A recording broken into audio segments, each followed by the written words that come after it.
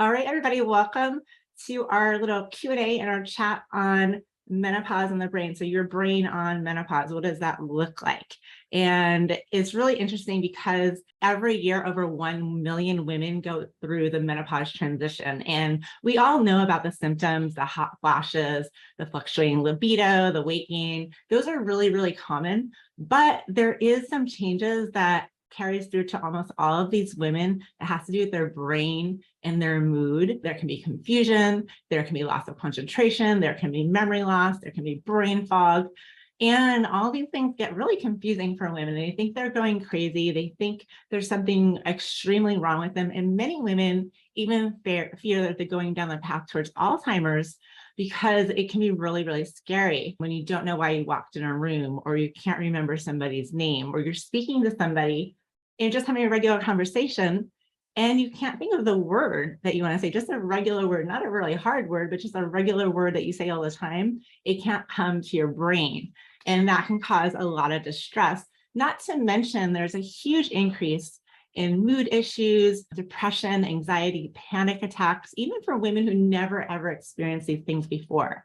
And it's really interesting because, like I said, Alzheimer's, the fear of Alzheimer's, losing the ability to think for yourself and forgetting who you are and who your loved ones are, that is probably one of the biggest fears that women face as they age. And it is a real scare because over 2/3 of people who have Alzheimer's in the United States are women.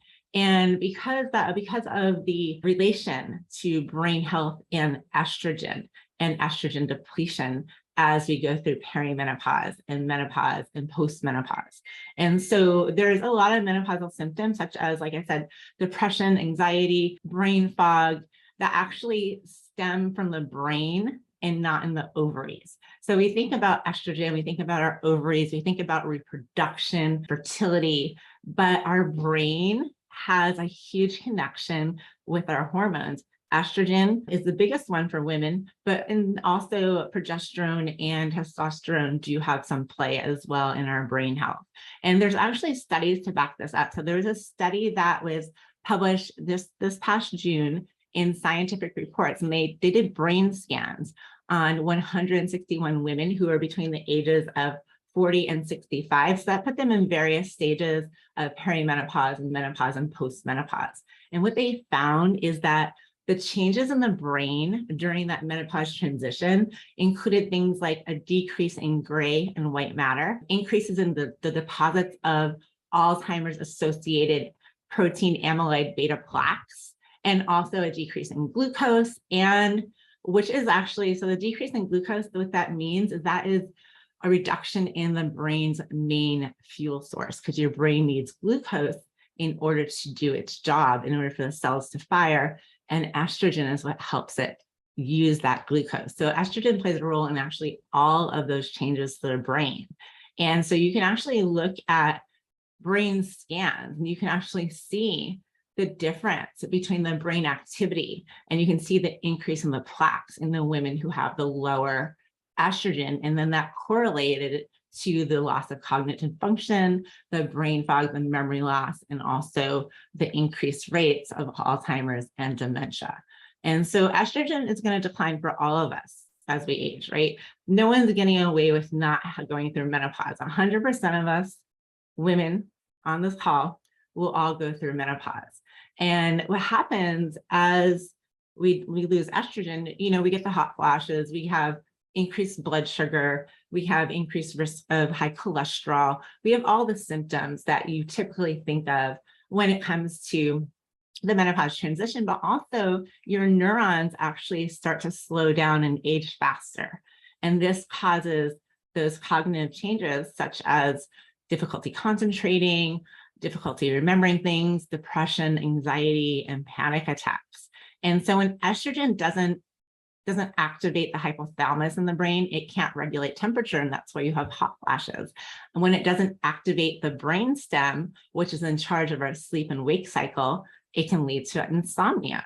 And when we can't activate the amygdala, which is the memory center of the brain, then we get forgetful, we have brain fog, and we get depressed and anxious. And this is one of the questions that came up earlier was, and, why am I having depression and anxiety? How do I know if it's my hormones or something else? Replacing hormones does take some time when you replace hormones at the physiological level. So physiological level means not mega doses of hormones, but just a dose that women would normally make when they weren't in menopause. Then that can take some time to kind of reverse and wake those brain cells back up. If there's plaques formed in the brain, that can take some time for those plaques to go away and those brain centers to start firing again. So you want to give it 3 to 6 months of having your levels at optimal levels, and then also doing everything you can lifestyle wise. And we'll talk about some of the lifestyle strategies in a little bit, but doing everything you can to have a healthy diet, getting exercise daily, reducing stress. So anything you can do to reduce stress and do things you enjoy are going to be huge. So that is really important. But so that all sounds horrible, right? So I told you about all the horrible things that will happen to your brain in menopause, but there is some good news as well.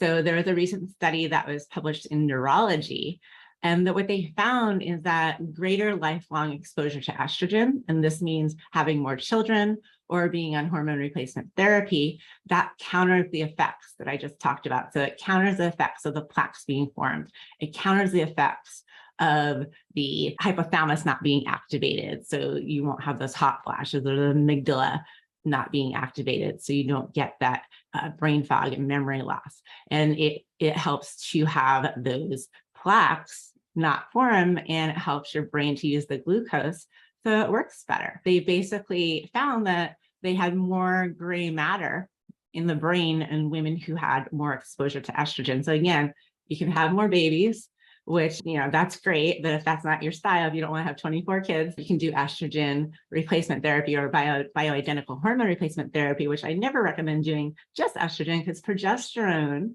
is also very important. They actually didn't study progesterone in this particular study, but they have studied progesterone and its effects on having the brain cells talk to each other. So having that synaptic function, and then also progesterone is very much key in the repair of any damage to the brain, especially in traumatic brain injuries, but also the day-to-day damage, and also helps your brain clean itself out and restore. We can make new brain cells. It used to be that we used to think that you made all your brain cells and you didn't get any more, but we now know that we can actually make new brain cells, and our hormones definitely help with that as well.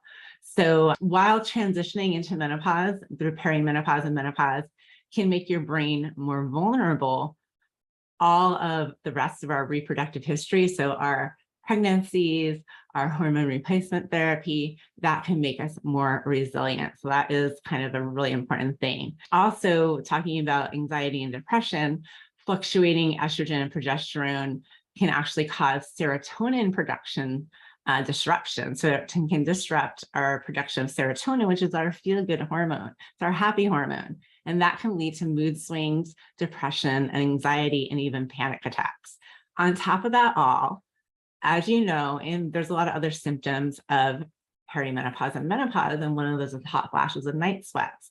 Also insomnia. So lack of sleep. If we don't have sleep, then we're going to be in a bad mood. That's going to contribute even more to anxiety and depression. If you've ever had a bad night's sleep, even in your 20s, you kind of feel like crap. You're a little bit more snappy at people. You're in a bad mood, and that's just compounds it if you're having trouble sleeping every night due to the menopause transition. And on top of all that, when we hit perimenopause and menopause, our estrogen and progesterone tend to decline, where our testosterone kind of stays at the same rate that it was at for the most part in most women. And that creates this relative androgen dominance, and that can translate mood-wise to irritability and even rage. Like you can really snap at people. And I've heard people tell me that hormone replacement therapy has helped save their marriage because they were about to get a divorce and they turned into a horrible monster. And that's not them. And it's not that you're something wrong with you. It's not that you're going crazy. It's not that you're dumb or you can't keep up at work. It is the fact that our physiology was not designed for the female brain to really live much past perimenopause and menopause. It wasn't that long ago that we would pretty much, our life expectancy would be 60, 65. Now it is way longer. We are looking at living 80, 90, 100. So if we want to keep our brains healthy, one of the best things we can do is bioidentical hormone replacement therapy. However, if that's not something you want to do, or if you are doing it and you want to make it work even better, there are also many things we can do to help with the health of our brain. So hormone replacement therapy, there's been a lot of studies showing that it lowers the risk of dementia. It helps your brain have more activity in the hypothalamus and the amygdala and the limbic system. However, there's also things you can do lifestyle-wise. So diet-wise, the Mediterranean diet, hands down, the best diet for women's brain health. So there are studies published in big medical journals like Neurology, and they found that eating a diet rich in fruits and vegetables, healthy fats like olive oil, fish, fatty fish, omega-3 fatty acids. If you don't like fish, you can supplement with those. That helps you to have fewer amyloid plaques that are one of the things that contribute to Alzheimer's. So women who ate more of a Mediterranean style diet, now you don't have to eat a Mediterranean style diet. You can just include colorful fruits and vegetables, healthy fats and protein in your diet, and that can really help.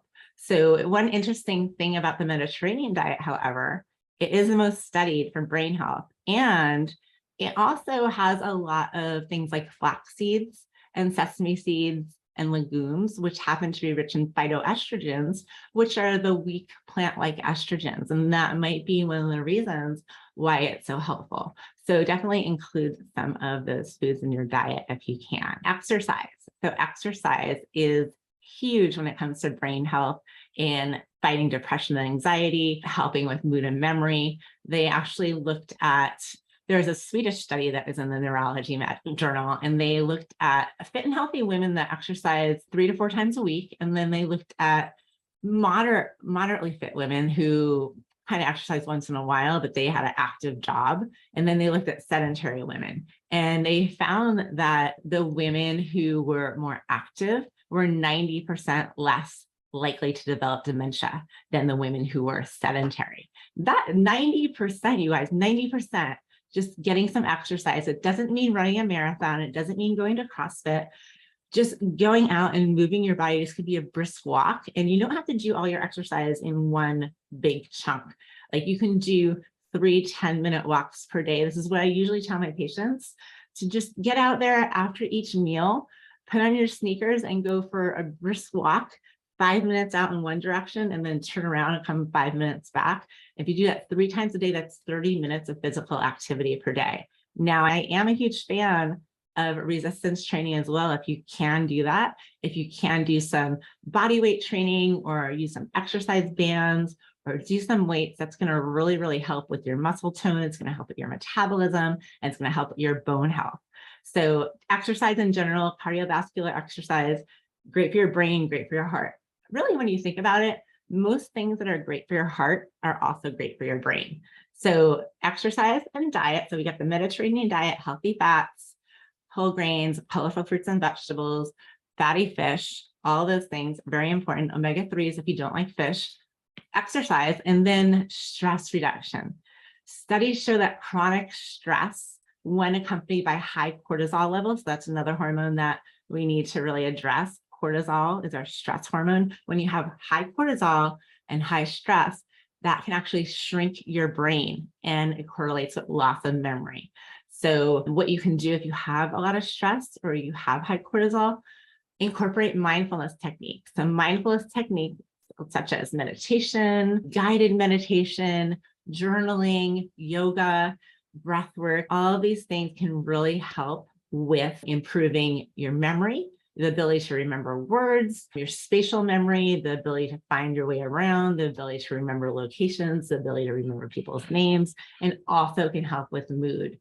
So incorporate some type of mindfulness technique into your day. You could start a gratitude journal each night before you go to bed. Have a little notebook next to your bed and write down 3 to 5 things that you're grateful for and 3 to 5 things that went well today. And then just kind of think about that for a few minutes. It's as simple as that. Or you can just journal. You can just write about your day, just kind of free flow journal. Or you can download an app on your phone. There's so many of them now. There's one called Calm. There's one called Headspace. There's one called Insight Timer. And they all have guided meditations where you can just put your headphones in and you just listen.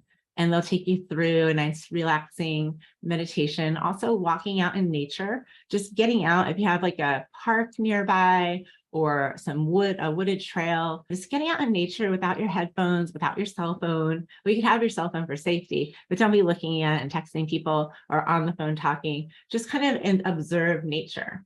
And that can really be very, very calming. Or some people like doing coloring books, anything where you're expressing creativity, art, dance, Tai Chi, any of those things can be super duper helpful. And there's studies in the Journal of Alzheimer's Disease. It was actually a 2016 study, so it was a long time ago, but they did find that just 12 minutes of at-home meditation had significant improvements in memory, mood, and overall brain health.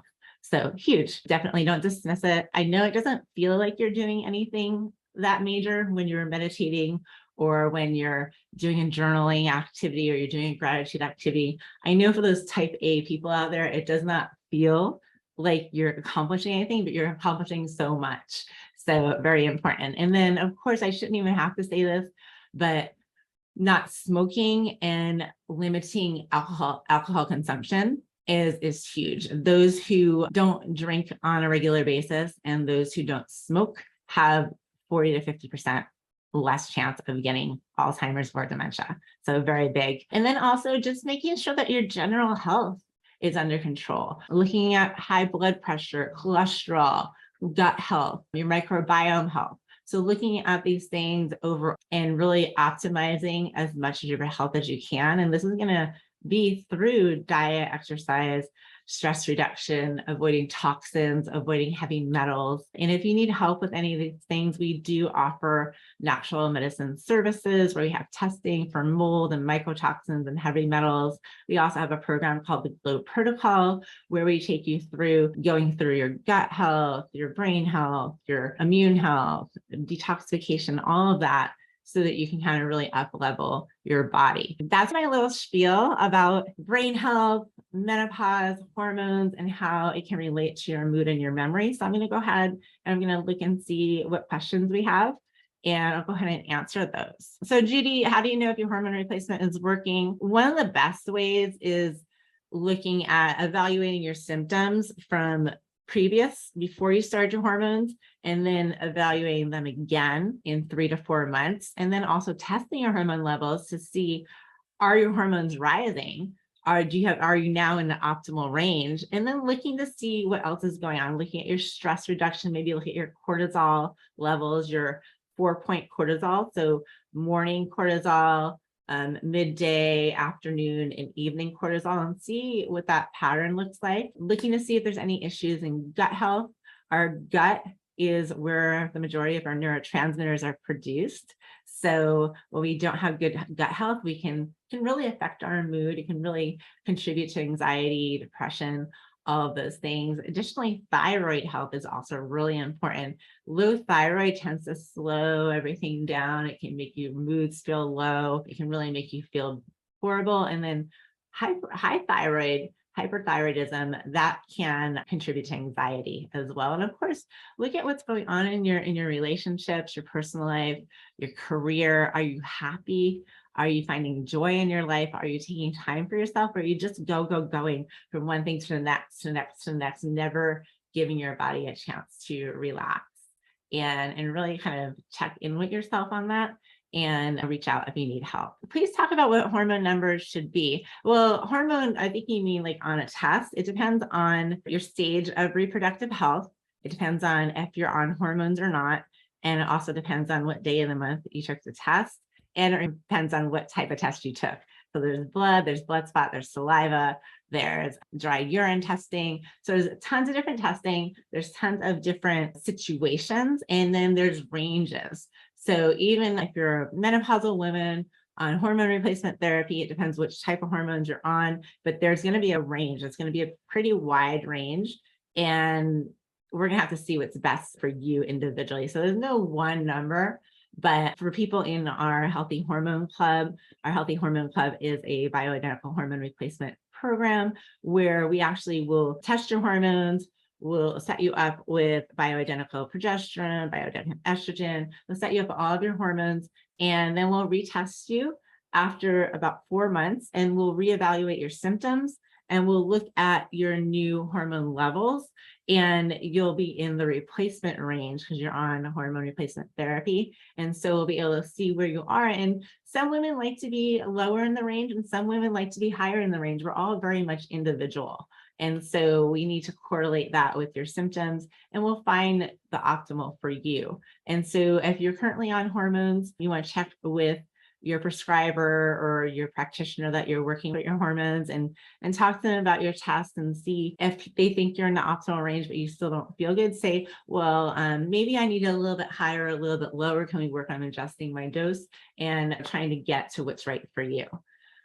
So let's see, next question. Hi, Michelle, I'm 46. I ordered a female hormone panel test that includes a blood test and saliva collection, estradiol, free testosterone, testosterone total, progesterone, DHEA, cortisol. Okay, wondering when in my cycle I should collect to take the test. I'm currently 10 days into the month. Let's see. So I would say I would take it on day, if you are cycling right now, I take it between day 19 and day 21. That's going to give us the optimal for your progesterone, your estrogen, and your testosterone. Testosterone doesn't fluctuate, but that's going to give us the best case scenario because you could get the rise, the peak of your progesterone and the second peak of the estrogen. So that's what we usually will look at for hormone replacement therapy. You can take it on day 3. Also, that's going to be low for estrogen and progesterone. That's going to be optimal for some of the other markers. But I would say between day 19 and day 21 of your cycle, or 5 to 7 days after ovulation. So if you have a normal 28-day cycle, then 5 to 7 days after ovulation would be between days 19 and 21. But if you have a super long cycle or a super short cycle, you want to figure out when you ovulate and then do it 5 to 7 days after. So if you if you have a 28 to 30-day cycle, it's going to be day 19 to 21 of your cycle. It should be just fine. But always check with whomever ordered your test, because they might be looking for something a little bit different. Let's see. I've had breast cancer. I'm not supposed to use anything with estrogen. I went to my doctor and asked about bioidentical hormone replacement, and she told me it's all the same. What can you tell me, since I'm scared to use anything? If you currently have breast cancer, then you should not use hormone replacement therapy. If you are currently cancer-free and no longer on hormone suppressing medications, so anything to help prevent your hormones from being elevated, there's medications that are given usually after cancer to keep hormone levels low. So if you're no longer on those and you're cancer-free, it is safe actually to get hormone replacement therapy. The safest hormone replacement therapy is going to be vaginal hormone replacement therapy. So that doesn't go systemic throughout your body. The problem is that's only going to benefit the vaginal tissues. So if you have vaginal dryness, it's going to help with that, but it will not go systemic. So it won't help the brain and the heart health and the mood swings and all the symptoms of menopause. However, once you're 1 to 2 years cancer-free and no longer on hormone suppressing medications, you can use hormone replacement therapy that's low dose topical, and that's being monitored every 3 to 4 months with testing. And you want to take something like DIM to help optimize your estrogen detox, because estrogen doesn't cause cancer. It's how your body detoxes the estrogen, the metabolites of estrogen, how your body breaks it down, that causes cancer. So being proactive with that and optimizing your estrogen breakdown, you'll be fine. And they actually found that women who do use hormone replacement therapy in physiological doses, topical bioidentical, actually have less reoccurrence. There's actually estriol, which we use when we replace estradiol. We always replace it with estriol. Estriol is protective against cancer, so it actually prevents cancer from being formed. So there's a lot of actually literature out there that does show that quality of life improves and longevity increases for women who do use hormone replacement therapy. So you might want to talk to another doctor, and they might be more open and give you more information. A lot of doctors will just say, whether you've had cancer or not. You shouldn't use hormones because they're all bad for you. And these are the same doctors that are prescribing statins and prescribing all types of drugs that have horrible side effects, and gabapentin that causes brain injuries and can cause death, but they'll say hormones are bad for you. So it's all based on some faulty studies that were done in 2002. And they were done on synthetic hormones, not bioidentical hormones. These doctors aren't really up to date on their information. But I would just consult with another doctor who's more, maybe a younger doctor who has gone to school more recently, someone who is well versed in menopause hormone replacement, who can actually help you out. That would be helpful. I've heard prometrium is best for protecting the heart and breast cancer. What is the best progesterone for protecting the uterus? Progesterone protects the uterus, and progesterone is good. Prometrium is simply a brand name. So as long as it's bioidentical USP progesterone, then it doesn't matter which brand it is. Can a deficiency in estrogen cause angioedema and hives? Estrogen can affect the heart, and estrogen can affect the immune system. So I don't want to say it can cause it, but it can contribute to both those conditions. There's likely other things going on. How do you figure out how much estrogen and prometrium you should take? Speak to your practitioner, make sure you have testing, and you'll work that out on your own. You should never figure out how much hormones you should be using on your own. Hormones are not a DIY project.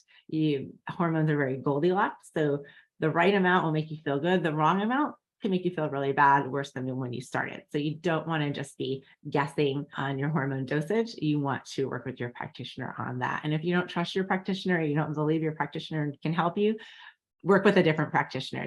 Working with a doctor or a healthcare team is kind of like dating. You have to have a connection with them, and you have to really like working with them. You should never, if you find yourself second guessing the doctor that you're working with, it's time to break up with them. It's time to look elsewhere. It's time to work with someone who you feel is knowledgeable and you feel connected to, and you feel that you want to entrust your health in. And it doesn't hurt that you're on these calls and you're, learning for yourself. That's definitely important as well. And a good sign of a good doctor is someone who will listen to you and listen to your concerns and give you some alternatives and work with you on dosing. Now, in this format, in a video, online video, I cannot provide dosing information because I don't have health history. That would be practicing medicine through video, which I cannot do. I can't give specifics on what each person should be using because we look at a whole health history. We look at over 100 symptoms, and then we look at your current hormone levels, and that's how we decide dosing for each person individually. So it's not just one dose for all women. There are some doctors that do that, but those are not the good ones. Let's see. Awake at night and tired in the morning. Best fix for adrenal fatigue. That could be a whole video in and of itself, but some things that come to mind are definitely going to be having a sleep and wake schedule that is consistent. So waking up every morning at the same time, going to bed every night at the same time, and having a wind down routine. So I don't know if you remember, like little kids, like when they're 5 and younger, they have a nighttime routine where like maybe they take a bath and then they read a story, and then they brush their teeth, and then they get ready for bed, and then maybe they get another story, and then they get a kiss on the head, and then it's lights out. And you kind of have to do that with yourself. Maybe you make a cup of tea, maybe you read a book, maybe you take a bath, maybe you listen to some music, maybe you do your meditation app. So whatever you decide to do for your mindfulness activity, whether it's the breathing exercises or journaling or a guided meditation or a self-hypnosis, you do that in the evening. You turn off the TV, you dim the lights, you don't work on the computer. Oh, come on in. And so I'll finish this question in a minute, but the Prize Patrol is actually here. So we've got Paxton, the Prize Patrol here. Hi, Paxton. Hello. Hey, so what do you got for us today? A little bit of a brittle / brain teaser. Oh, a brain teaser. That's perfect for today's topic. We were just talking about brain health. Right. All right, what do you got? You want me to read it? Or you want to read it? Okay. All right. So the answer's on the back. Okay, so we have a bunch of prizes. So I'm going to tell you what we're going to be prizing. So I'm from Mind Body Green. This is Beauty and Gut Collagen. So this is collagen that's really good for your gut and your skin. It looks beautiful. So there's that. And then, so that's going to be prize number 1. So what we're going to do is I'm going to read Paxton's riddle / brain teaser, and you guys are going to write in the chat. So in the chat, I want you to write the answer. If you know the answer, so you're going to write the answer, and then Paxton's going to pick someone to win the collagen. And then we also have from Mind Body Green, and these are great. These are actually in glass containers. These are really, really high quality organic veggies. So this is a greens with also ginger, turmeric, cinnamon, digestive enzymes, prebiotic and probiotics. That's number 2. And then we're also going to be giving away bulletproof prebiotics. So this is really great for digestion and gut health from Dave Asprey at Bulletproof. And then we have one more thing. What are you doing? I'm opening the chat. Oh, here, thank you. There we go. Here we get the chat. And then one more thing I have, and everyone who gets a prize is also going to get a bottle of Glow PM. That's our nighttime supplement for brain health and relaxation. And then I also have from Advanced Bionutritionals and Advanced Memory Formula. So this really helps with brain health and memory health. It has really cool things like Bacopa and ginkgo. It's really high quality supplement. So we've got 1, 2, 3, 4 things we're giving away. All right, so here we go. What do an island and the letter T have in common? So island, that you live on an island, and the letter T, which do they have in common? Okay. Oh my God, this one's hard. I know. You guys, I would not have got this one. This one might be hard. All right, so anyone who makes any guess, if any guess, any guess will get put into the winning drawing. So just write a guess or just say, I don't know, if you can't think of it. So what do an island and the letter T have in common? Yeah, nobody. Oh, you really stumped them. You stumped them this time. We're all going to have to start doing all this brain health stuff because we all can't think. Let me see if anybody knows it. They are all saying it's a good brain teaser. Practice. You tease our brain so hard that we don't know the answer. All right, do you guys want to know the answer? Oh, wait, almost. So Amy Watson is brilliant. Amy Watson got the answer. So Amy Watson, put in the comments, Amy Watson in the chat, what you want. So do you want the collagen? Do you want the bulletproof prebiotic? Do you want the organic veggies with digestion enzymes and probiotics? Or do you want the advanced memory formula? All right, so let's see. Amy, you're the first one to guess it. And then also Carol got it. But we're going to give a drawing to everyone who said something. But Amy, you can let me know what you want if you can type that in the chat. Let's see if Amy types it in yet. Okay, everyone say, Amy, you're so smart. Amy, you are smart. All right, so I don't know what Amy's gonna get, but whatever Amy doesn't get, we'll raffle off to everybody else. All right, yeah, everyone's like, okay, so Paxton, you're gonna pick anyone who had an answer. All right, so which one are you raffling off next? I'm gonna let Amy have her pick. All right, so you want to pick somebody? Okay, Yeah. you can move it.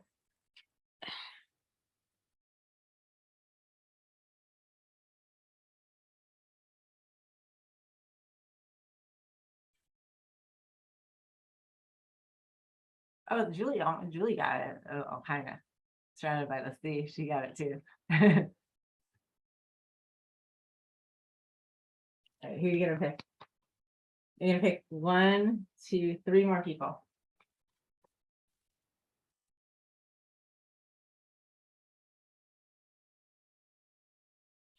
You got one?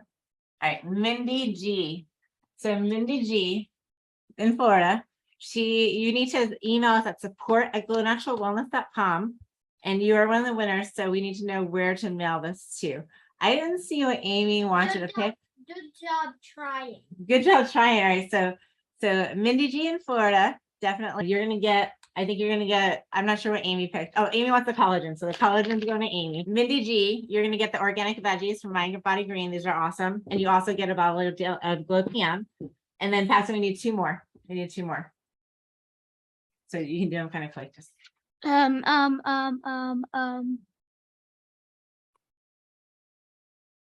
right, who's that? Lindsay. Lindsay, who said leaves, Lindsay, who said leaves, is going to get the bulletproof inner fuel prebiotic. This is flavorless, so you can put it into anything. I actually put it in a lot of my drinks. So it's pretty awesome, great for your digestion. So that's going to be, I better put sticky notes on these. Lindsay.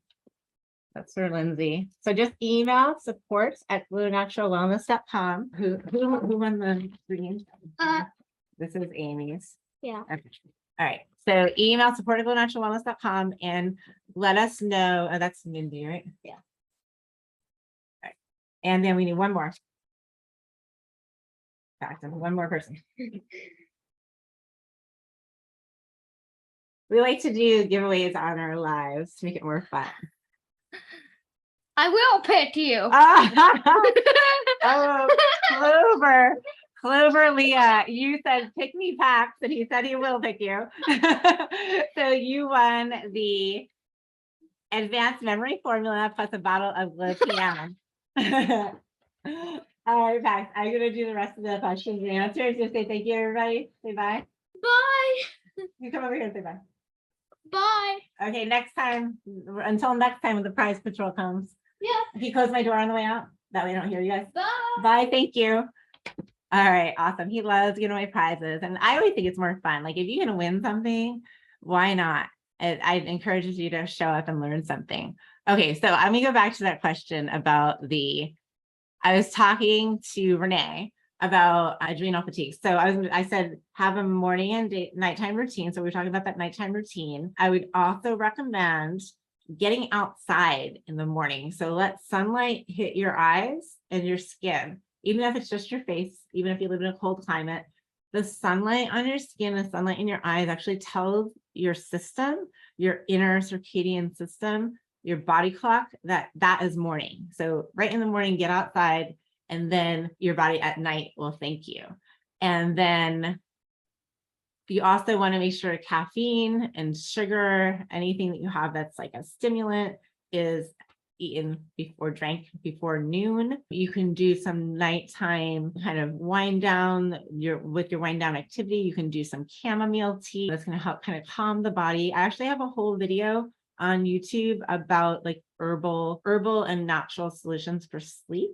So if you do some of those, it kind of like trains the calm down and really helps with your adrenals. You can also take adaptogenic herbs. So we have adaptogenic herbs in our Daily Glow formula, which is our just daily multivitamin support that has thyroid support, it has hormone detox support, and it has adrenal support. So adaptogenic herbs, what that means, they adapt to if you have too low cortisol or too high cortisol, it kind of regulates, it helps your body handle stress better. And stress can be stress from like a mental, emotional stress that like we think of all the time when I say stress, but stress can also be biochemical. So it can be due to toxins, heavy metals, it can be due to parasites or candida. So your body kind of deals with stress the same. It's still going to raise your cortisol.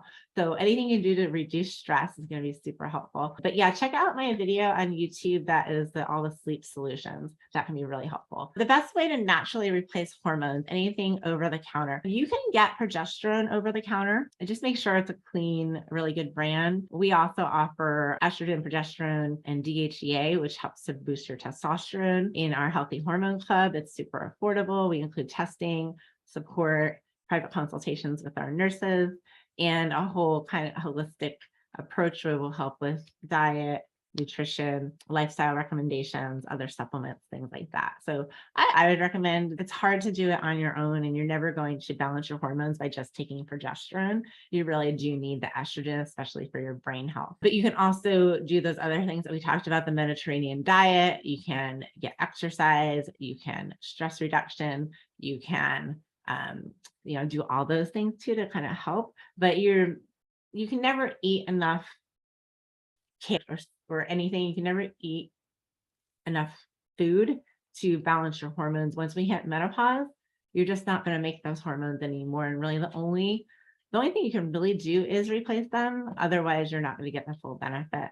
Unfortunately, I wish it was different, but that's just how it is. But thank goodness we have access to these things. Let's see, I've been on Synthroid 0.88 for years. I was vigorously exercising for a year and saw no weight loss past 10 pounds. I'm so frustrated. And my doctor said my tests are fine. What can I do? I'm not sure what your age is or if you have gone through menopause or recently gone through menopause, but when estrogen drops, we tend to lose some muscle. We have what's called sarcopenia. And sarcopenia is where our muscle mass starts to disintegrate. We lose like 5% muscle mass, every decade, pretty much between from 30 to 40, 40 to 50, 50 to 60. And so estrogen in women is what helps to build muscle, and testosterone in men is what helps to build muscle. So weight training is going to be really important for you. I know you said you're vigorously exercising, but I'm not sure if that's cardiovascular or weight training. So lifting heavy weights is going to build more muscle.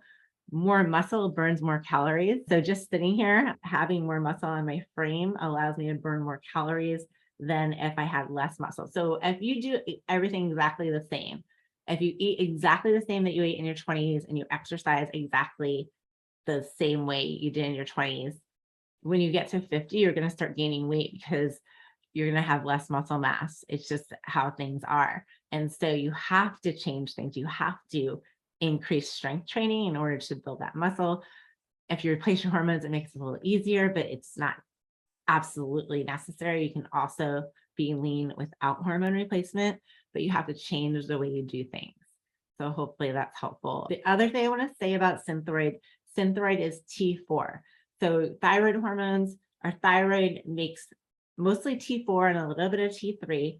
T4 is the inactive form of thyroid hormone. It has to be converted to T3 in order to boost your metabolism and to do all the things that thyroid does.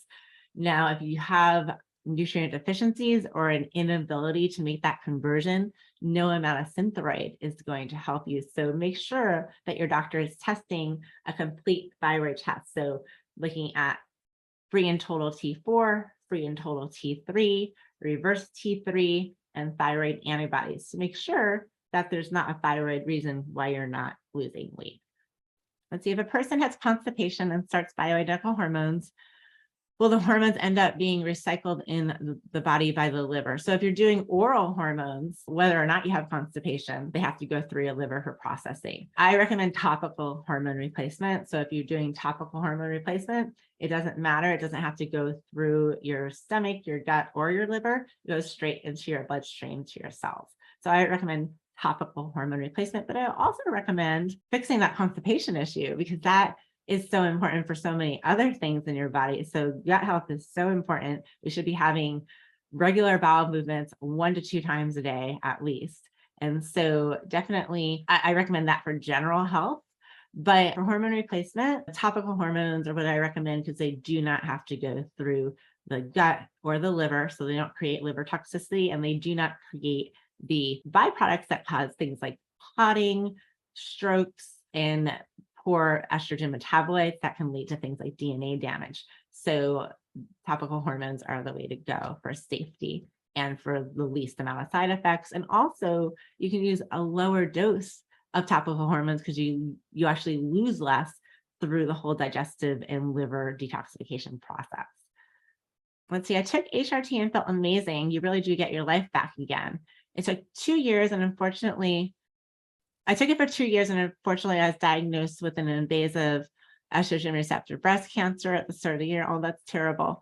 My oncologist told me I can never take HRT again. I've been given tamoxifen, which is an estrogen blocker, and my hormones and symptoms have gone crazy and there is no light at the end of the tunnel. I spoke with my GP, my surgeon, and my oncologist, but I'm left holding on to his difficult job as a lawyer. Oh my God, running a team of lawyers.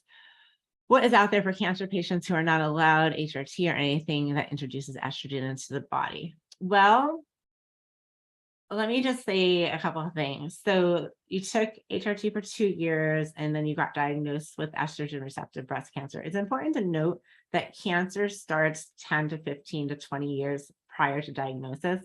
So it wasn't the hormones that caused the cancer. The cancer was already there. In order for cancer to be detected, it has to be growing in the body for at least 10 years in order for it to finally be seen.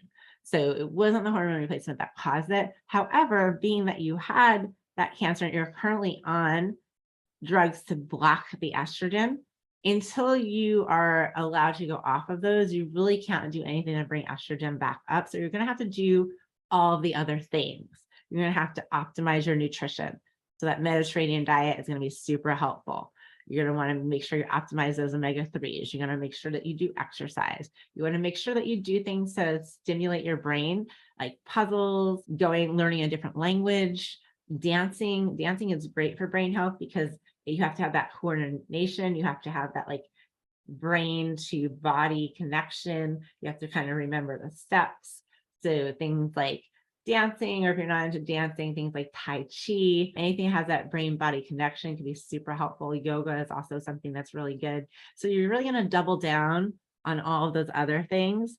And unfortunately, until you're off that tamoxifen and until your doctors determine that it's safe to be off the tamoxifen for at least a year, there's really not a lot you can do to bring the estrogen back in, because it's like someone lighting a fire on one side of the house and someone putting it out with the hose on the other. You're just going to be counteracting yourself. So unfortunately, there's not a lot you can do there, but there's so much you can do lifestyle wise. So I wrote a whole book. If you see that book there back there, Hormone Harmony Over 35, that book doesn't even mention hormone replacement. It's all the lifestyle things you can do to really optimize your hormones. So you're going to want to look at optimizing all of the other hormones besides the estrogen. You want to look at really living that healthiest lifestyle you can, getting sleep. All those things are going to be so important. So don't worry, it's not the be all end all. There will come a time where you no longer need that tamoxifen. And then once you're cancer free for 1 to 2 years, and then you can start introducing some estrogen back in, and done under the doctor's care, that can really be life-changing for a lot of cancer survivors. So do hot flashes and night sweats decrease toxin loads like a trip to the sauna? Oh yeah, that's a great question. Sure. Yeah. And sweating for any reason is a detox. That's a great way to reframe a hot flash. Christina, you are awesome, because that's like taking a hot flash and turning it into something positive. So yes, sweating definitely does. It is a detoxification avenue. So sweating, peeing, pooping, breathing, those are all ways we detoxify. So definitely, you can look at it as a little detox for yourself. That's awesome. Vivian also going through menopause. Okay. Yeah. So menopause in and of itself can contribute to weight gain just because of the decrease in estrogen. Not only does it cause you to lose that muscle tone, but also your body is trying to help you out by saying, okay, Vivian, I see we're not making any estrogen from our ovaries. So what I can do for you is I can store a bunch of belly fat. And if we get enough belly fat can secrete a weak form of estrogen called estrone. And if we get enough of that, we might be able to make you a little teeny bit of estradiol, which is what you're looking for. Unfortunately, that's not what we want. We don't want to store a bunch of fat and secrete a bunch of estrone and make a little tiny bit of estradiol. That's not the most efficient way to make our estradiol, but that's what our body does. It kind of try to help us out like that. So it's why it's really hard to lose weight, and why a lot of women get that kind of menopause belly. That's the response to the estrogen loss. And it also can also be in response to the androgen excess in relation to the low estrogen, because testosterone in women contributes to belly fat as well. So it could be a combination of the low estrogen and the imbalanced testosterone as well. Oh, I see you guys have questions over in the chat as well, so I'll go look at those in a second. Right now, I'm answering the questions in the Q&A. Okay, let's see. Okay, so that was Christine. Okay, I got those two. Oh, my thing rolled back down. Is there a blood test for detoxing the bad estrogens and beta-glucan? There is several tests that will look at your estrogen metabolites. So you can do a blood spot test for that. You can also do a dry urine test. And then there's also gut testing that looks at your level of beta-glucuronidase. So there's a lot of tests that you can do to look at all of that. But we usually look at hormone estrogen metabolites to see, because there's 3 different pathways that your estrogen can go down. There's the good pathway, There's the like more DNA damage pathway, and then there's kind of like a neutral pathway, and there's certain percentages that we like to see. And if you're not breaking down your estrogens well, then we can do some herbs or some nutraceuticals to help push those pathways how we like to see them. And then for the beta glucuronidase, that's going to be improving your gut health, because that is part of the estrobolome, which is the microbiome in your gut that helps with estrogen detox. It's really interesting how estrogen affects every single system of the body, and every system of the body impacts estrogen. Is it best to take 2 pumps of estradiol at the same time every day, or once in the morning and once in the afternoon? It can be done both ways. So if you are having symptoms, if you're taking it in the morning and you're still having symptoms of estrogen deficiency in the evening, you can try splitting the dose for a more consistent kind of delivery. How some women prefer to do it all in the morning, because estrogen is a little bit, it's slightly energizing. For some women, taking estrogen at night typically impacts their sleep, but for some women, taking estrogen at night positively impacts their sleep. So you'll have to play around with it and see what works for you. And of course, consult with your practitioner to see if it's okay to change it. Let's see. I need to take tamoxifen for 5 years. Oh, it's not good enough to leave women with breast cancer on estrogen blocking drugs for this amount of time with no help. What to do? Symptoms are awful, debilitating, beyond belief. So you could treat the symptoms with natural remedies like herbs. So whatever symptom that you're dealing with, there's usually a herb or a natural remedy to kind of help that symptom be improved. We do a lot of this in the GLOW protocol, which is our natural medicine implementation program. So whatever your symptom is, there are things that you can work on individually. And like I said, all of the lifestyle things are super helpful, but you can work on, like if it's hot flashes, sometimes things like black cohosh or omega-3s can be helpful. There's some herbs that can be helpful, and they're not estrogen containing. They don't affect your estrogen levels. So you might look at things like that. Are there any studies that show that bioidentical hormone replacement helps bone density? Yeah, there's lots of studies actually that show that. We have a list of studies. If you email support@glownaturalwellness.com, we have a list of studies that I reference when I do my hormone masterclass. And there are also lots of studies that look at bone density and estrogen. You can actually just Google peer-reviewed studies, osteoporosis and estrogen replacement, and you'll see a whole bunch of them. Do I still take hormones at 80 years of age? That's something that you want to check with your practitioner on. If you've been on hormones the whole time, then you can definitely, there's no endpoint of when you have to stop taking them. And we do have women who start hormones at all different ages. So it is possible. You'll just want to use a lower dose hormone and definitely a topical, but you can still take them, but you'll just want to check with your practitioner on see just how your health is overall, and if there's something else you should be doing first. Let's see. I usually fall asleep pretty easily according to my Aura Ring, sleep deeply, but for the past 2 weeks, I've woken up every day to pee in the middle of the night. And I am immediately wired. I can't fall back to sleep. Nothing on my routine has changed other than recently eliminating all sugar and flour. I'm in my mid-40s. Can this be hormone related? It could be, but it's likely related to the change in your diet. It's just your body is not used to that. What you can do is a passion flower extract. You can get a little tincture and you keep it next to your bed, and that can help kind of just calm you down. It doesn't make you groggy or anything. So that's something you can do like in the middle of the night. Generally, when you're waking up to pee in the middle of the night, it generally means that you're not getting into a deep enough sleep, because usually if you're in a deep sleep, your body will kind of turn off the production of urine. And so you don't feel like you have to wake up to go pee. So it's likely that you're not sleeping deep enough on those nights. You might need to have a little snack with like some fat in it, maybe some protein and some fat before bed. You might try that. I don't know if you've ever tested your blood sugar, but you might want to test your blood sugar. You might be having too much of a dip, and then you might be getting a spike in the middle of the night. So kind of like a rebound spike, because it might be dropping too low if you've cut out all sugar recently. So it might be your body adjusting to that. Perhaps just get like one of those home blood sugar monitors and just test your blood sugar for a few days and see where throughout the day. So that might help. I have a pellet right now. Can I still begin a program with you guys? You can. Depends on when your pellet's wearing off. Pellets usually last about 3 months. So we have a lot of people transition from pellets to topical hormones with our Healthy Hormone Club. If you just got your pellet though, it does take a little while. So when you start the Healthy Hormone Club, you fill out an intake form, which is your health history. We review that, and then we send you a hormone test. We test your hormones. It takes about a month to get those tests back. And then we go from there, and you'll get a private consultation with a hormone specialist, go over all of your results, what your test means, go over all your symptoms and your goals. And then they'll kind of lay out the hormone replacement program for you, along with lifestyle strategies, any supplements, any specific foods that we want you to eat, any mindfulness tools or anything like that to kind of give you a more holistic approach.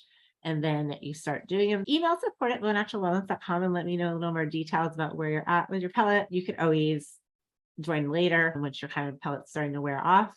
Or if you want to start and just test where you're at now on your pellet, if you're just curious, we offer hormone testing as well. So just outside of the program, you can just get a hormone test. And I'll put the link below the video on the replay. But when we send the replay out to you guys tomorrow, if you're watching live, we'll put a link to that test. And if you purchase the test, we will credit that dollar amount towards the Healthy Hormone Club should you choose to join. So that can be an option for you. But email us at support@naturalwellness, give me the details, and I'll give you a better idea of like you should wait or you should start and how that's going to work for you. Do you have to have a pap smear and a mammogram before taking bioidentical hormones? My practice said you must check before starting because it can grow cancer. No more than if you were 25 and you were making hormones on your own. It doesn't cause cancer any more than that. Synthetic oral hormones have a slight increase in cancer. And when they did a study in 2002, which is where the doctors get this information from, it was a women's health study. And they had two arms of the study. There is an arm that got horse estrogen, so synthetic horse-derived estrogen. And then there is another arm that got synthetic horse-derived estrogen and then synthetic progestin. So not progesterone, not estrogen, not estradiol, but horse estrogen. Horses have like 17 to 24 different estrogens. None of them are similar to the human body. And so they got the horse estrogen and the progestin. Now, in the group that had just the horse estrogen, there was no increase in breast cancer. It was actually a slight decrease.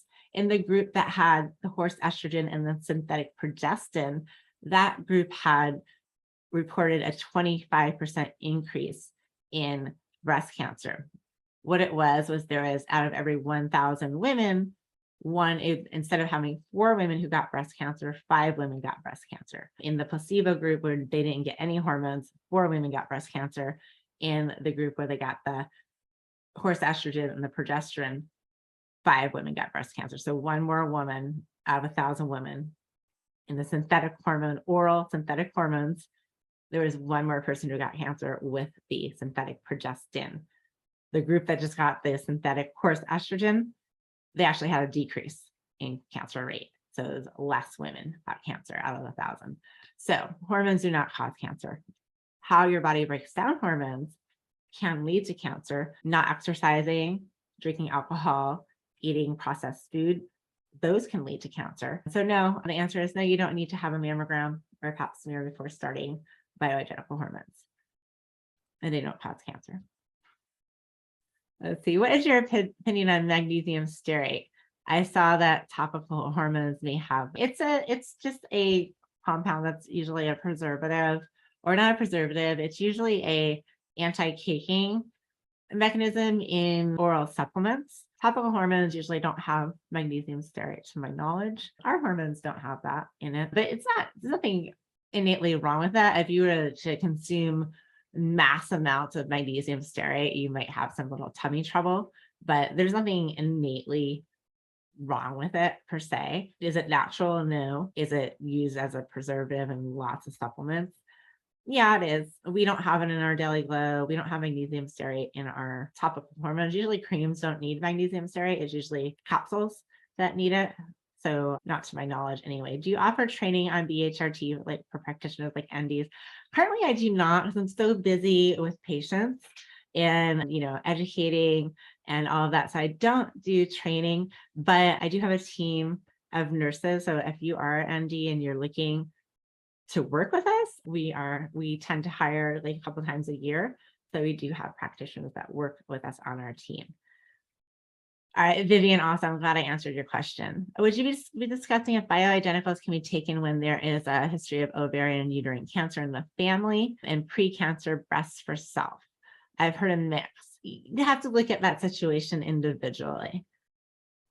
So I wouldn't be able to kind of say just here whether or not that's something you can do. But a history of ovarian or uterine cancer in the family, I'd have to look at the lifestyle of those family members. Were they super fit? Were they eating processed food? Did they drink alcohol? Were they exposed to toxins? Were they drinking tap water as opposed to filtered water? There's lots of contributors to the production of cancer in the human body, most of which is not related to estrogen. It's how estrogen breaks down and the detoxification of estrogen that relates to cancer, and progesterone for that matter, and other mechanisms in the body. It's the DNA damage that causes the cancer. So there's many different root causes. And so I'd have to know much more about the family members who had the cancer. My estrogen is barely registering. One doctor said to take DHEA to increase estrogen without the use of bioidenticals. The doctor believes that bioidenticals can increase cancer risk. That makes no sense. So if the doctor is telling you, so DHEA is also a hormone, and if it's going to convert, it converts, oral DHEA can convert to either testosterone. It's going to convert to testosterone first, and then testosterone can convert to estrogen. So if he's having you take DHEA for it to convert to testosterone and then hoping that it converts to estrogen, that's the same thing as taking estrogen. It's just a mechanism to increase your estrogen. That doesn't make any sense. So if he thinks that estrogen causes cancer, then taking DHEA to increase testosterone, hoping that it turns to estrogen, that doesn't make any sense. I'd like to see a study that proves that bioidentical hormones cause increased cancer risk, because there aren't any. So yeah, but it doesn't make sense. So DHEA will definitely increase your testosterone, and then testosterone can convert to estrogen in the body. Even if you don't take DHEA and you have testosterone, it can convert to estrogen. It doesn't always do so though. I think that's a poor way to do it. I think that's a doctor who doesn't have access to prescribing hormones that's trying to give you hormones in a different way. So I don't know. I think and you don't have any control over how much the testosterone will or will not convert to estrogen. So it's really a poor way to try to boost estrogen, and you're probably going to end up getting acne and weight gain and hair loss from trying to push your testosterone up so high so it converts to estrogen. It's not a good strategy. Okay, let's see. I'm 71. In the past 2 years, I started growing excessive facial hair, extreme hair loss, and acne. I've seen an endocrinologist, a dermatologist, and an internist. They have ran more blood tests than you can imagine. All tests come back normal. Would bioidentical hormones be of any help? They all want me to take spironolactone. So what is happening here, and I haven't seen your test, but everything that you're explaining is androgen dominance. So it's when your testosterone is still at a decent level, but your estrogen and progesterone have completely fallen. At 71, your estrogen and progesterone are probably going to be really, really low. But your DHEA and your testosterone can still be pretty decent, because our adrenal glands make DHEA, and DHEA turns into testosterone. So you have this relative androgen dominance. So bioidentical hormones, specifically progesterone, can balance that out and make the effects less. So estrogen and progesterone come up, then that same level of testosterone is less active.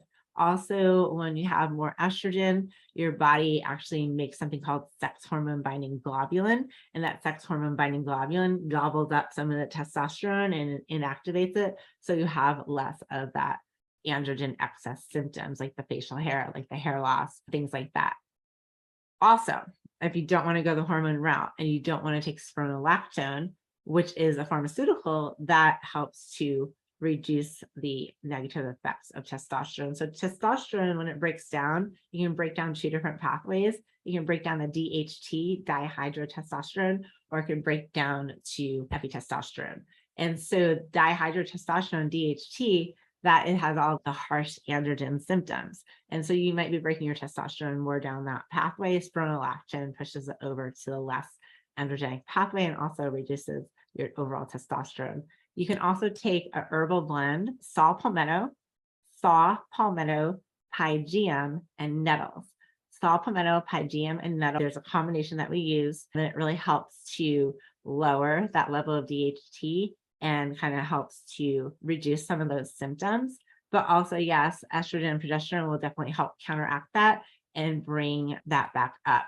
Now, I'm not sure what happened in the past 2 years. Something might have happened to cause this to kind of spike. I'm not sure where that happened because at 71, you likely had lower estrogen and progesterone for quite some time. So I wonder if there's anything else going on in your environment. Do you have a husband who's maybe taking testosterone and transferring it to you? That can be the case. Or if you're taking oral or topical DHEA, that could be boosting up those levels as well. Maybe not knowing that's a hormone. DHEA can be in some like weight loss products and things like that. So you might want to look and check there.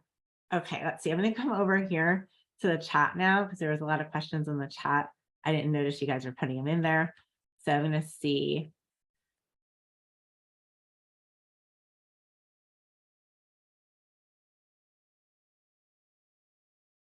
Let's see. I have a specialty pharmacy in my town. I would still have a prescription from my doctor after the saliva test.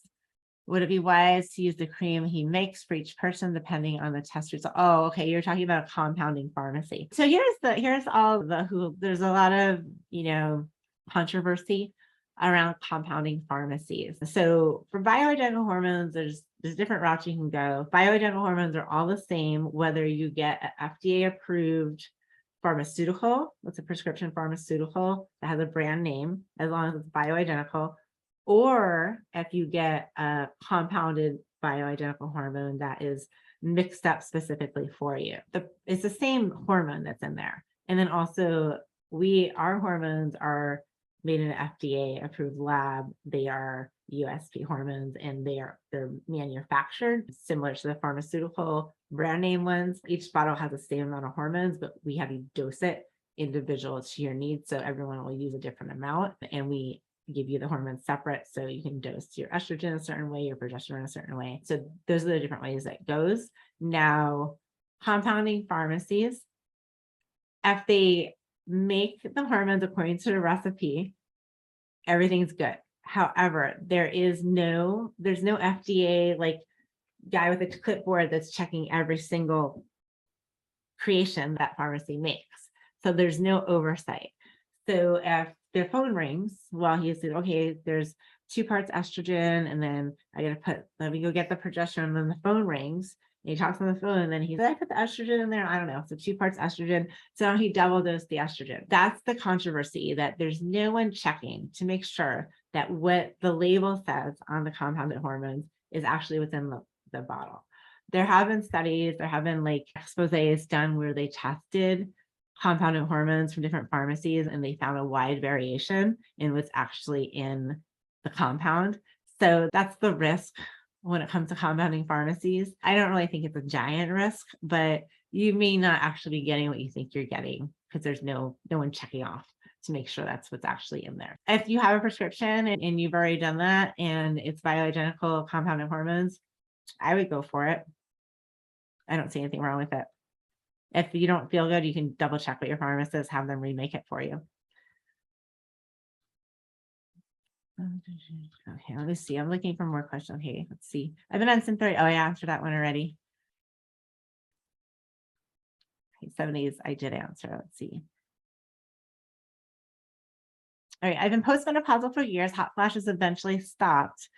But now I've been getting hot flashes almost every night. What do you think is going on? I don't know if you had any changes to diet, exercise, stress levels. Any of those changes can affect hot flashes, but there is a lot of women who have hot flashes throughout the menopause transition, and then they might stop for a little while, and then they do come back because you still have that temperature regulation malfunction because the hypothalamus in the brain isn't getting the estrogen, so that temperature regulation can be off. So it could be, like I said, it could be changes to your diet or your lifestyle, it could be stress, or it could be just the estrogen issue coming back. Let's see, I'm 45, I'm diagnosed with endometriosis. What would you recommend besides having a hysterectomy? I would look at your hormone levels and see if you have estrogen dominance. You can try using a pretty decent dose of progesterone to see if that helps. Generally, your condition is different than endometriosis because it's generally growing outside of the endometriums. It's hard to say because I don't know the severity of it, but usually when there's overgrowth issues, sometimes we can work on increasing the progesterone to help reduce the severity. But depending on how long it's been going on and how serious it is, surgery might be the better option for you. Does using topical bioidentical creams transfer to your partner? It depends on which creams you're using. Some of them do not rub in very well. Some of them are don't have the ingredients that help them absorb well into the skin. So the ones that we use in our practice, they absorb fully within 90 seconds. So they don't really have an issue with transferring. However, if you're going to be sweating a lot, then they can possibly excrete back through the skin.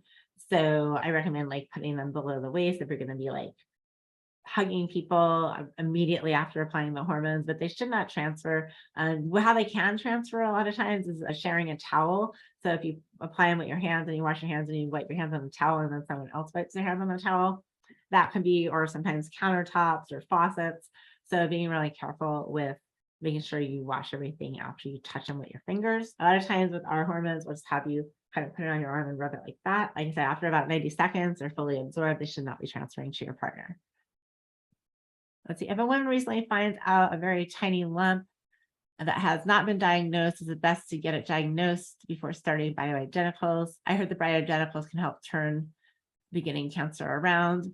Yeah, if you have a lump in your breast and you feel, it's definitely a good idea to check it out and see if there's anything cancerous about it. But just so you know, 90% of lumps are benign or non-cancerous, not to be worried or scared. Lumps are pretty common. There's something called fibrocystic breasts where your breasts get kind of lumpy, and that is a symptom of low hormones. So sometimes bioidentical hormone replacement can help balance that out. But definitely, yes. I mean, if you're alarmed at anything, if you notice anything abnormal, definitely by all means get it checked out. It can't hurt. It'll give you peace of mind for sure.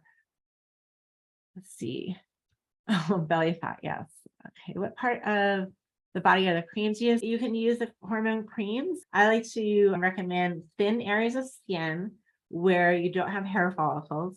So that helps them to not be broken down at all before they get into your system. So the inner part of, so from the inner arm, below your armpit, down into the inside of your elbow, down to your wrist. So that is a good area there. Behind your knee, the inner thighs, sometimes the top of the feet can be an area, the neck can be an area. And then if you want a slow release, you can put it on more meatier areas like the outer thigh or the butt. That gives you a more slow release. And we typically will use that for people who are super sensitive. And so that's a good place. Would these creams replace the thiaste and progesterone creams that I use? Absolutely. Do you have a male version? Can you refer? So for men, they generally need high dose testosterone, which can be administered in a shot, which is really helpful. They can also use testosterone gel. I do female health, and male doses of testosterone are controlled substances. So I cannot prescribe those in the format that I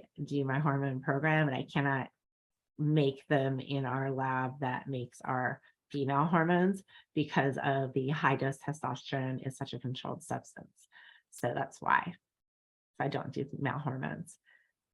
Even male hormones are super easy to get. So if he goes to his doctor and says he's feeling a little off, standard of care is for them to test his testosterone, prescribe testosterone, and then retest to make sure he's at the optimal level. If a woman goes into the doctor and complains about how she's feeling, standard of care is not to test her hormones, to prescribe an antidepressant, to prescribe a statin, to tell her it's all in her head, to tell her it's part of getting older, and not to give her any hormones. So that's why I don't do men's hormones, because they can get them anywhere.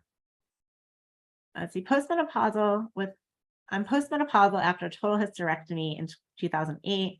Was on antidepressants for 17 years after I weaned myself off of them, and I'm suffering with gut issues. Do you think that can be hormone related? I'm going to a new gastro in a couple of weeks. So the depression can definitely be hormone related. And congratulations for weaning yourself off of them. That's not easy to do. Gut issues, could be hormone related, but are likely also related to other things. So I would definitely look at the gut for sure. I wouldn't go on hormones because you have gut issues if that's the only symptom you're having, but kind of look overall at your symptoms and quality of life and your bone density and your heart health and all of those things. And if you need hormones or you feel like you want hormones, definitely you can start using hormones for longevity. Studies show that women who replace their hormones live longer, have lower incidence of Alzheimer's and dementia, have protection from osteoporosis, have protection from heart disease, and just have a better quality of life. Yes, of course you can. But I'm not sure it's going to solve the gut issues. You'd have to look at the microbiome and all of those things. What is best for vaginal dryness, DHEA cream or estrogen? Actually, estrogen is great for vaginal dryness, but so is DHEA. They both work really well. I'd say estrogen probably wins out though on repairing the integrity of the tissues, helping reverse vaginal dryness. I would say estrogen is probably better, but DHEA is also useful. In our practice, we use both. Let's see, I've been hypothyroid for 15 years. I was not successful with thyroid hormones. I had a tremendous sensitivity. I currently have TPO antibodies and a scan rebuilt several growths. I want to start bioidentical hormones for brain and bone health at 62. Is there any reason I must do a biopsy first, as my doctor suggests? Can hormones help my thyroid? I'd like to know your opinion on hormones and hypothyroidism. So I've actually made a video on this topic, but yes, low hormones will negatively impact your thyroid health. So definitely hormone replacement can support thyroid health, but you want to make sure that you're testing your hormones and that you're using the appropriate dose, because too high levels of estrogen and progesterone can also negatively impact the thyroid. So you have to be in that sweet spot, not too low and not too high, but just right. So yes, it can definitely be a complement, and no, it's not going to cause excess if you have super high levels. And there are some clinics that do pellets. There's super high levels of hormones. There's also something called the Wiley protocol, which I do not recommend at all. That gives you like 10 times the amount of hormones you should be having. That can negatively impact your thyroid. But having optimal levels of estrogen and progesterone can actually positively impact your thyroid health. So I don't know, you don't need a biopsy for it first. You can, unless you think you have thyroid cancer, which in that case, it's not related to estrogen or progesterone, so it still wouldn't be impacted. But if he thinks that your nodules are cancerous, then of course, you'd want to do that biopsy to find out. But their estrogen and progesterone are in a closet to get worse. So yes, you can do the hormones, but sure, consult with your doctor and see what the next step is with the biopsy. See, I have pellets inserted. I take 100 milligrams of progesterone every month, day 1 to 10 only. Is that enough to keep the lining healthy? Are you supposed to have some bleeding, or is that not necessary? So if you're still in reproductive years, so if you're still cycling, yes, you should have a normal period. Taking progesterone is generally, for women who are cycling, is generally taken in the second half of the month to support when progesterone typically rises. So generally progesterone rises after ovulation and then peaks and then starts to decline right before your next period. So that would be like days 14 to 25 of your cycle. How you're taking is actually opposite of how most practitioners would prescribe progesterone for someone who's cycling. For someone who is not cycling, you would take progesterone most days of the month and take like a 5 to 7 day break and then start taking it again. If you're not cycling anymore, if you're postmenopausal, you will not get a period. If you're premenopausal, you want to still get a period, because we don't want to. Hormones are not meant to inhibit normal hormone functioning. Now, birth control pills, which are not hormone replacement, those do inhibit normal hormone functioning because they're trying to prevent you from getting pregnant. Now, hormone replacement, on the other hand, for women who are still cycling, does not provide protection from getting pregnant because it supports the cycle. So hopefully that's helpful. All right, I think I answered most of the questions. There might be some more in the Q&A now.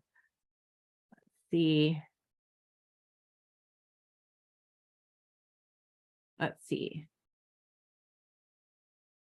I've not had an orgasm in 6 years, no sex drive now. I'm taking testosterone cream daily and hopefully my body will respond. Will ask for hormone replacement therapy and was told no.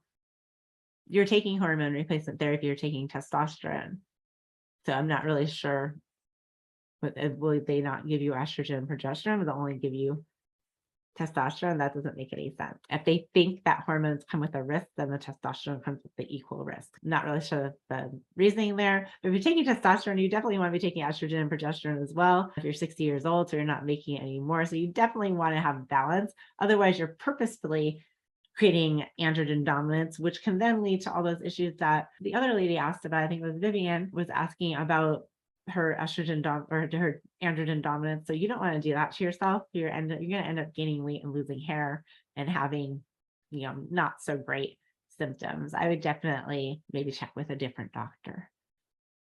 All right, you guys, I think I answered all of your questions. I hope you guys enjoyed this. Thank you for joining me. I will post a replay tomorrow here on YouTube. And if you have any other questions, just email them in, or I will do another one of these next week. Please in the comments, let me know what topic you want me to talk about. I covered, let's see, I covered sleep recently. Today we did brain health. I did one on thyroid recently. So if there's any other topics, we can do osteoporosis. I think somebody asked about that. So we'll definitely do one on osteoporosis coming up. But let me know, anxiety, we'll do one straight on anxiety. That sounds great. But yeah, I have a lot of fun doing these. I hope you guys enjoyed it. And it's always, someone has a hand raised. Let me see if I can bring on Sarah, if you want to be part of the live here. Let's see. Oh, not available. Oh, because you have an older version of Zoom. I'm sorry. So if you had your hand raised, I'm so sorry. I can't bring you on, Sharon. Linda, did you want to ask a question? See, Linda is on. She's still muted. So I don't know if she knows how to unmute herself. No, ma'am, I'm fine. Oh, there you are. You know questions? Okay. Well, when I asked you that question about the pharmacist, the specialty pharmacist, tell you that I have had leukemia, CLL, for over 20 years, but it's always been in stage 0. Okay, and that's fine. Yeah, because that's not related to estrogen or progesterone. Okay. Yeah, so it doesn't have the same relation if it was breast cancer or if it was uterine cancer. So it's totally okay for you to take the hormones. But if you're wondering about the compounded pharmacy, I think it's fine. The hoopla and the controversy is really about because they're mixing it right there and there's no one to oversee it. I got you. I understand. Thank you so much. You're so welcome. Okay. Have a great night. You too. All right. Bye-bye. Bye. All righty. All right. That was fun. So Sharon, I'm so sorry. It's not letting me bring you on because it says you have an older version of Zoom. All right, you guys, I'm going to go ahead and we're going to wrap this up. Definitely had a great time. Hope you guys did too. Feel free, if you're watching the replay, to drop comments below. Any questions you have, I do come in after and answer them all personally because I love answering your questions. And hopefully this has been helpful for you. I will put some links for anything I talked about in the video below as well. So take care, everybody. I will talk to you soon. Bye-bye.